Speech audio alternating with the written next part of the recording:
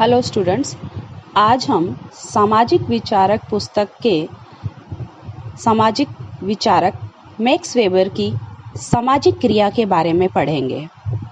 Max weber ने सन 1947 में अपनी पुस्तक the theory of social and economic organisation में सामाजिक क्रिया की अवधारणा प्रस्तुत की। वेबर के अनुसार समाजशास्त्र वह विज्ञान है जो सामाजिक क्रिया का अर्थपूर्ण बोध कराने का प्रयत्न करता है। अल्फ्रेड मार्शल ने सबसे पहले सामाजिक क्रिया के बारे में गतिविधि की अवधारणा प्रस्तुत की, परंतु गतिविधि का अपने आप में कोई अर्थ नहीं होता, लेकिन जब गतिविधि के संपादन में कर्ता किसी अर्थ को निहित करता है तो ये सामाजिक क्रिया बन जाती है। कर्ता के अर्थ की निर्वचनात्मक समझ ही सामाजिक क्रिया का आधार है। इसे हम इस रूप में भी समझ सकते हैं, गतिविधि या व्यवहार प्लस अर्थ बराबर सामाजिक क्रिया। सामाजिक क्रिया का अर्थ वेबर के अनुसार वे सभी व्यवहार सामाजिक क्रिया हैं जो किसी उद्देश्य से संबंधित है। वेबर के अनुसार इसकी परिभाषा इस प्रकार है: किसी भी क्रिया को तभी सामाजिक क्रिया कहा जा सकता है जब उस क्रिया को करने वाला व्यक्ति या व्यक्तियों द्वारा लगाए गए व्यक्तिनिष्ठ अर्थ के अनुसार इस क्रिया में दूसरे व्यक्ति के मनोभाव और क्रियाओं का समावेश हो और उन्हीं के अनुसार इनकी गतिविधि भी निर्धारित हो। वेबर के अनुसार इस परिभाषा के दो प्रमुख तत्व हैं। नंबर 1, कर्ता के व्यक्तिनिष्ठ अर्थ और नंबर 2, व्यक्तिनिष्ठ अर्थ व्यक्तियों के मनोभाव व अपने विचार के अनुसार अन्य व्यक्तियों के मनोभाव और क्रियाओं का समावेश। मैक्स वेबर ने सामाजिक क्रिया सिद्धांत या सामाजिक क्रिया की पहचान अथवा यूँ कहें कि सामाजिक क्रिया की कुछ विशेषताएं बताई हैं जो इस प्रकार हैं। नंबर 1, सामाजिक क्रिया दूसरे व्यक्ति के भूत, वर्तमान और भविष्य से प्रभावित होती है। इसके अंतर्गत मैक्स वेबर बताते हैं, प्रत्येक सामाजिक क्रिया भूत, वर्तमान व भावी व्यवहार से संबंधित हो सकती है। भूतकाल में किसी व्यक्ति का झगड़ा अन्य व्यक्ति से हो चुका हो तथा वह दुश्मनी का बदला लेने के लिए शत्रु पर आक्रमण कर देता है। इस आक्रमण का संबंध भूतकालीन व्यवहार से है। इसी प्रकार छात्र छात्राओं द्वारा परीक्षा की तैयारी के लिए नोट्स तैयार करना परीक्षा की भावी क्रिया से संबंधित है। मैक्स वेबर ने सामाजिक क्रिया की विशेषताओं के अंतर्गत दूसरी विशेषता बताई है, प्रत्येक प्रकार का संपर्क सामाजिक क्रिया नहीं। कोई भी संपर्क तभी सामाजिक क्रिया कहलाता है जब कर्ता का व्यवहार दूसरे व्यक्तियों के व्यवहार को अर्थपूर्ण ढंग से प्रभावित करता है। जैसे दो साइकिल चालक आपस में टकरा जाते हैं, उनमें होने वाला संपर्क सामाजिक क्रिया नहीं होगी, लेकिन टकराने के बाद उनमें होने वाला गाली गलौज, मारपीट सामाजिक क्रिया कहलाएगी। मैक्स वेबर ने अपनी सामाजिक क्रिया की विशेषताओं के अंतर्गत अगली विशेषता बताई है, प्रत्येक प्रकार की बाह्य क्रिया सामाजिक क्रिया नहीं है। इसके अंतर्गत मैक्स वेबर कहते हैं, प्रत्येक प्रकार की बाह्य क्रिया जो निर्जीव वस्तुओं से प्रभावित हो सामाजिक क्रिया नहीं होती है। जैसे मंदिर में जाकर ईश्वर का ध्यान लगाना, फूल चढ़ाना, भजन करना।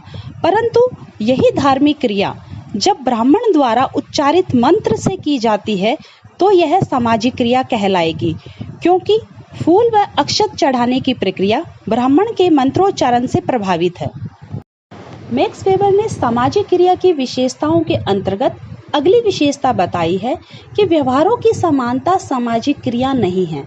इसके अंतर्गत मैक्स वेबर बताते हैं, केवल दूसरे व्यक्तियों द्वारा प्रभावित होकर अनेक व्यक्तियों द्वारा किए जाने वाला समरूप व्यवहार सामाजिक क्रिया नहीं कहलाएगा। उदाहरण के रूप में, जैसे बरसात आने पर किसी व्यक्ति को छाता खोलते देखकर अन्य सभी व्यक्तियों द्वारा छाता खोलना, यह सामाजिक क्रिया नहीं होगी। परंतु ड्रिल मास्टर यानी कि एनएसएस में परेड कराने वाला द्वारा सिखाए गए व्यवहार का अनुसरण करना सामाजिक क्रिया है, क्योंकि यह किसी के द्वारा प्रभावित व्यवहार है। मैक्स वेबर द्वारा आगे सामाजिक क्रिया के कुछ प्रकारों का उल्लेख किया गया है, जिसके अंतर्गत पहला प्रकार आता है तार्किक क्रिया। वह क्रिया जो सचेत रूप में योजना अनुसार पूर्ण की जाए, इसमें लक्ष्यों और साधनों का पूर्ण ध्यान दिया जाता है। अर्थात तार्किक क्रिया किसी लक्ष्य को प्राप्त करने से संबंधित है। उदाहरण के रूप में, जैसे कोई व्यक्ति बाजार में नया उद्योग स्थापित करना चाहता है। इसके लिए वह योजना निर्मित कर, जैसे कच्चा माल कहाँ से प्राप्त होगा, खपत कितनी होगी, उद्योग हेतु साधनों की आवश्यकता आदि को ध्यान में रखकर कार्य करता है, तब यह क्रिया तार्किक क्रिया कहलाएगी। मैक्स वेबर के अनुसार सामाजिक क्रिया के प्रकारों के अंतर्गत अगला प्रकार है मूल्यांकनात्मक क्रियाएं। इसके अंतर्गत मैक्स वेबर बताते हैं कुछ क्रियाएं जो नैतिक, धार्मिक व मूल्यों के आधार पर संपादित की जाती है, जिन्हें बिना किसी तार्किक कारण के स्वीकार कर लिया जाता है, तो ये मूल्यांकनात्मक क्रियाएं कहलाती हैं। उदाहरण के रूप में, जैसे डूबते हुए जहाज का कप्तान जहाज के साथ डूब जाता है, यद्यपि वह जानता है कि जहाज से अलग न होने पर वह मर जाएगा, परंतु जहाज छोड़ना सम्मानजनक नहीं माना जाता। इसी मूल्य से प्रभावित होकर वह इस प्रकार की क्रिया करता है। अतः जो क्रियाएं मूल्यों से प्रभावित होती हैं, वे मूल्यांकनात्मक क्रियाएं कहलाती हैं।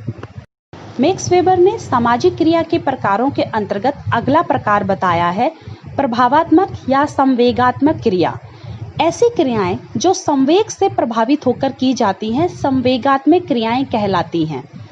इसके संपादन में अतार्किकता और शक्तिशाली संवेग देखे जा सकते हैं। उदाहरण के रूप में, जैसे किसी पड़ोस की घर के किसी बच्चे द्वारा शिकायत करने से परिवार के सदस्यों सहित पड़ोसी से झगड़ा करने पर उतारू हो जाना, अर्थात इस प्रकार की क्रिया पर किसी प्रकार का नियंत्रण नहीं रहता। परिस्थितियां कुछ ऐसी बन जाती हैं जिस कारण से उसमें प्रचंड संवेग आ जाते हैं और वह बिना कुछ सोचे समझे ऐसी क्रिया कर बैठता है। तो इस प्रकार से संवेगों से प्रभावित होकर की जाने वाली क्रियाएं संवेगात्मक या प्रभावात्मक क्रियाएं कहलाती हैं। मैक्स वेबर ने सामाजिक क्रिया के प्रकारों के अंतर्गत अगला प्रकार बताया है परंपरागत क्रियाएं। इसके अंतर्गत मैक्स वेबर बताते हैं परंपरागत क्रियाएं ऐसी क्रियाएं हैं जो प्रथाओं द्वारा नियंत्रित होती हैं। भूतकाल में अनेक व्यक्ति वैसा ही व्यवहार कर रहे होते हैं, उन्हीं का अनुसरण करते हुए क्रियाएं संपादित की जाती हैं। जैसे भारतीय समाज में अतिथि सत्कार करना एक परंपरागत क्रिया है। इस प्रकार आज हमने मैक्स वेबर की सामाजिक क्रिया का अर्थ, उसकी विशेषताएं और मैक्स वेबर द्वारा बताई गई सामाजिक क्रिया के प्रकारों के बारे में जाना। स्टूडेंट्स, आज की क्लास में हम इतना ही पढ़ेंगे। अगली क्लास में हम सामाजिक क्रियाओं को समझने की विधियां या निर्वचनात्मक बोध के बारे में जानेंगे।